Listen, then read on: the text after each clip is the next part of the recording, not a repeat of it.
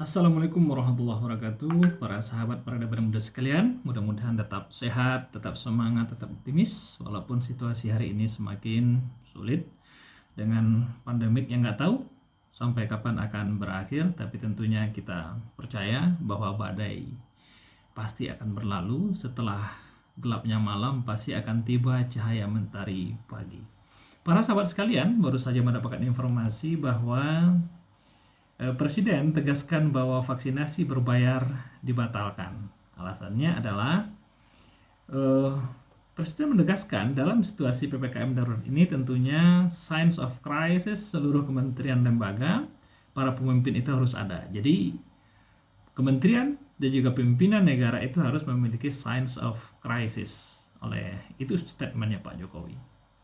Para sahabat sekalian, tentunya tidak aneh bagi kita ketika Pak Jokowi membatalkan satu kebijakan setelah kebijakan itu mendatangkan berbagai macam kontroversi di tengah-tengah masyarakat. Kita masih ingat di awal masa kepresidenan beliau tahun 2015 ada kebijakan kontroversi setelah beliau menandatangani Perpres terkait dengan pembelian mobil perorangan bagi pejabat negara. Dari 116 juta pada tahun 2010 menjadi 210 juta pada tahun 2015.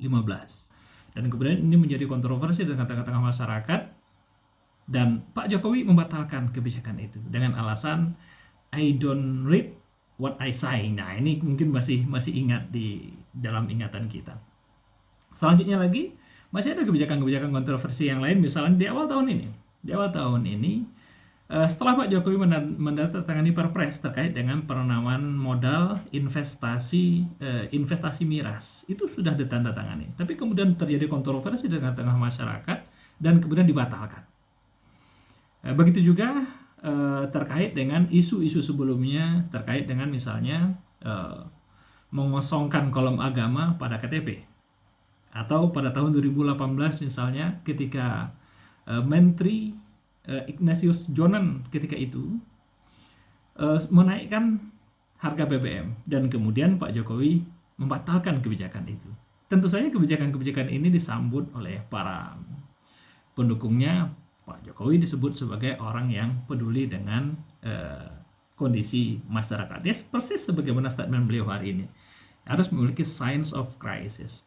Para sahabat sekalian, sign of crisis pada situasi sekarang ini tentu harus ada di tengah-tengah masyarakat. Sebagai seorang pemimpin, lebih-lebih lagi, sign of crisis oleh pemimpin itu gak cukup hanya sebatas membatalkan kebijakan yang menimbulkan kontroversi. Gak cukup hanya membatalkan itu. Tapi sign of crisis itu harus dilakukan dengan kebijakan. Harus ditindaklanjuti dengan kebijakan-kebijakan yang langsung berdampak terhadap perekonomian masyarakat. Hari ini masyarakat diterapkan kebijakan PPKM. Masyarakat tidak boleh melakukan pergerakan perekonomian sehingga kemudian mereka mengalami masalah kehidupan, tapi kemudian mereka tidak diberikan subsidi. Ibarat kucing dikandangin tapi nggak diberikan makan. Dosa itu.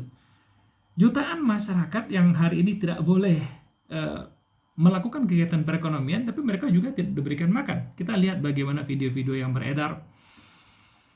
Ibu hamil ada yang ditampar oleh petugas Satpol PP, ya, dan juga tempat-tempat yang lain. Sungguh kita miris. Mereka rakyat-rakyat kecil yang hidup dari mengais-ngais selembar 2 lembar rupiah, tapi kemudian aparat begitu represif di tengah-tengah, ya, di lapangan.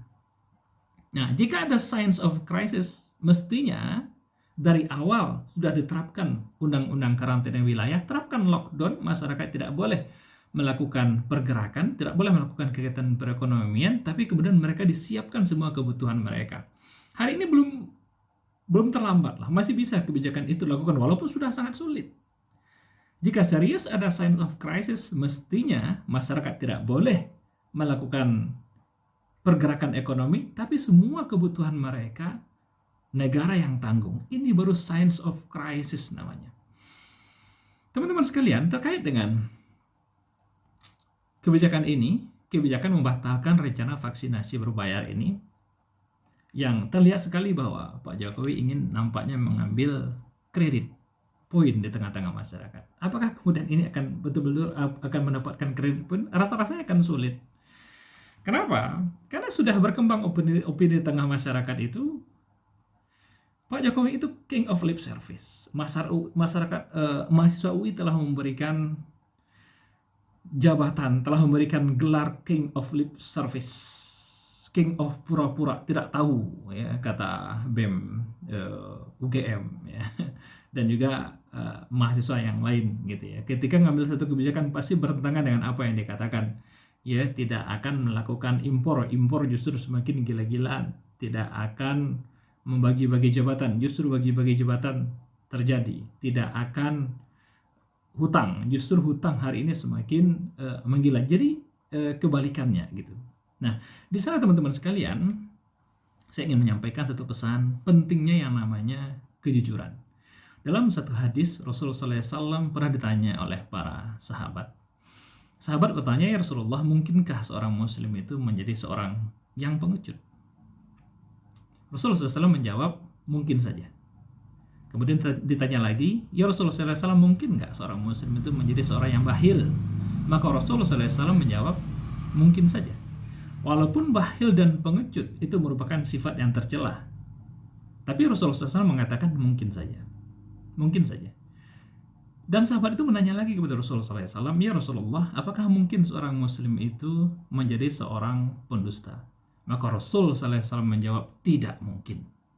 Artinya, sifat pendusta itu sifat yang sudah keluar dari karakter seorang muslim. Kalau seseorang sudah berdusta, apalagi kemudian dia biasa berdusta, maka jangan-jangan dia juga berbohong dengan kemuslimannya dia. Jangan-jangan dia juga dusta dengan semua ucapan-ucapannya dia. Saudara sekalian, kalau kita berdusta kepada satu orang, maka akan sangat sulit untuk membangun kembali kepercayaan orang itu. Bagaimana kalau kedustaan itu misalnya dilakukan oleh seorang pemimpin? Berapa jumlah masyarakat yang merasa dikecewakan dan betapa sulit untuk membangun kepercayaan itu kembali. Oleh karena itu penting yang namanya nilai tentang kejujuran, pesan kepada siapapun ini, kepada masyarakat dan juga kepada calon-calon pemimpin berikutnya. Pelihara kredibilitas diri Anda dengan mengutamakan kejujuran di tengah-tengah masyarakat untuk semuanya, siapa saja. Mudah-mudahan bermanfaat. Assalamualaikum warahmatullahi wabarakatuh.